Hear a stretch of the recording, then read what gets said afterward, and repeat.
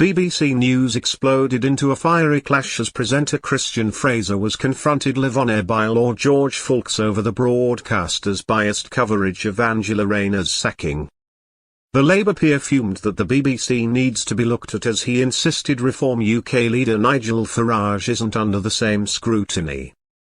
Things kicked off when Foulkes fumed. You really need to be looking at fulfilling your charter and giving equal coverage and equal challenge and equal questioning to people like Nigel Farage, as you're doing to people in the Labour Party. Fraser tried to take control of the situation, hitting back, well, you are on the show at the moment, so let me question you about the future of the party, but was quickly interrupted. The peer said, you all seem very happy that you've hounded out a very able minister, led by the right-wing press but sadly supported by the BBC. Fraser explained, well, not my judgment, it's the judgment of Sir Laurie Magnus. The facts were established. He said, after this intensive public scrutiny, which leads me to conclude she was in breach of the ministerial code. Without that scrutiny, Mr. Foulkes, she wouldn't have come clean. Foulkes said, and you were part of that intensive public scrutiny. But he also said that she acted with integrity, and can I remind you that Priti Patel, Liz Truss, Robert Jenrick and Boris Johnson all broke the ministerial code. How many of those resigned as a result?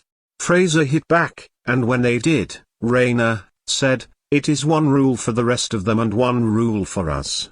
He added, has Labour not hounded out politicians for discretions before?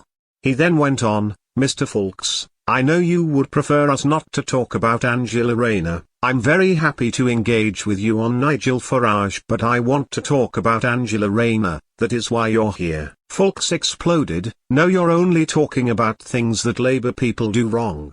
And this was all ferreted out by the Daily Telegraph. Why don't you do the same with other people? As Fraser insisted, we do.